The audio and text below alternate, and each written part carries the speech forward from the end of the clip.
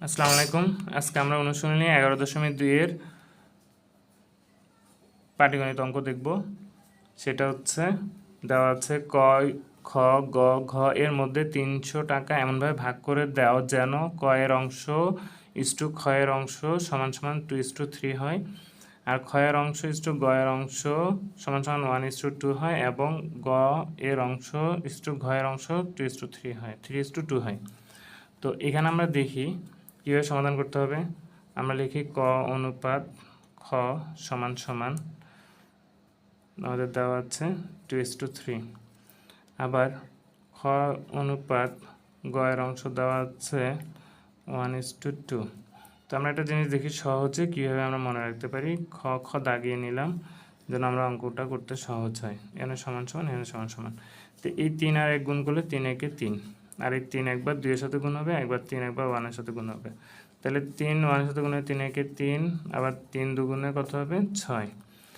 এই আবার এই 1টাকে আমরা একবার 2 দ্বারা গুণ করবো, আবার 3 দ্বারা গুণ করবো। তাহলে 2 একে 2 আর 3 একে 3। তাহলে আমরা কী কী পেলাম? ক অনুপাত খ অনুপাত গ সমান সমান 2:3:6। আবার সেম করে আমরা দেখি খ অনুপাত গ সমান সমান দিয়েছে হচ্ছে 1:2, 1:2, আর গ অনুপাত ঘ দিয়েছে 3:2। তো আমরা দেখি এইখানে এই কোনা কোনা মিলে হচ্ছে গ অনুপাত গ এই 3:2 এটার সাথে এটা মিলে। তো আমরা এখানে লিখি 3 দুগুণে 6, 2 দুগুণে 4। আবার এই 3 একের সাথে গুণ হবে, 3 একে 3, 3 দুগুণে 6। তো এখানে আবার কি পেলাম? খ অনুপাত গ অনুপাত ঘ সমান সমান 3:6:4। তো এখন আমরা দেখি এখানে ক আসছে হচ্ছে 2, খ আসছে, এখানে খতে আছে 3, এখানে খতে আছে 3, গতে আছে 6, এখানে গতে আছে 6। তার মানে আমরা দেখি আমাদের মিলে ক অনুপাত খ অনুপাত গ অনুপাত ঘ সমান সমান আমাদের ক মিলতেছে হচ্ছে 2, খ এর সাথে হচ্ছে 3, আর গ 6, আর হচ্ছে ঘ হচ্ছে 4। তো এই সবগুলা অনুপাত আমরা 4টা অনুপাত পাইলাম। তাহলে আমরা লিখি অনুপাতের যোগফল সমান সমান 2 + 3 + 6 + 4। কত হইল? 6 4 10, 13 আর 2 15। তো এখন আমরা ক এর অনুপাত বের করব।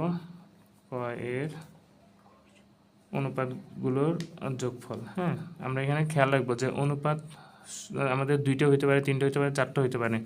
তো আমরা সবসময় খেয়াল রাখবো যে অনুপাতগুলোর যোগফল লিখলে সবচেয়ে সহজ।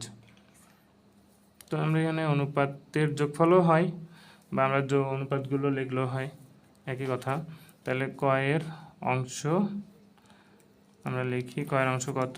এখানে হবে 300, সবার জন্য বলে দিচ্ছে 300 টাকা এমনভাবে ভাগ করে দিতে। তাহলে আমাদের 300 এর আমাদের যে পাইছি যোগফল পেয়েছি সেটা আমরা নিচে দিব, আর উপরে দিব ক এর অংশ এত টাকা। তাহলে 15 দুগুণা 30, এখানে হলো 20 আর 2, তাহলে 20 দুগুণে 40 টাকা। কয়ের টাকা হলো 40 টাকা। এখন আমরা ক্ষয়ের অংশ দেখি। ক্ষয়ের অংশ হচ্ছে 300 এর 15/3, 15 দুগুণা 30, এখানে হলো 20 এত টাকা। তাহলে 20 গুণন 3 সমান সমান 3 20 60 টাকা। তো গয়ের অংশ দেখি, 300 এর 15/6 টাকা, 15/6 টাকা সমান সমান 15 দুগুণা 30, 20 গুণন 6 টাকা সমান সমান 120 টাকা। ঘয়ের অংশ 300 এর 15/4 টাকা সমান সমান 15 দুগুণে 30, 20 টাকা, 20 দুগুণে 4 20-এ 80 টাকা। এই সবগুলো হচ্ছে আমাদের অ্যান্সার। ক পেলো, ক কয়ের টাকা, ক্ষয়ের টাকা, গয়ের টাকা, ঘয়ের টাকা যথাক্রমে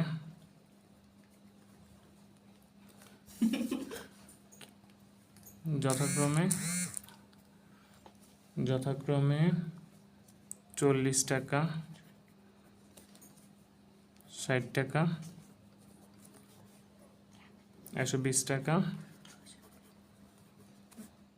ও 80 টাকা। Thank you.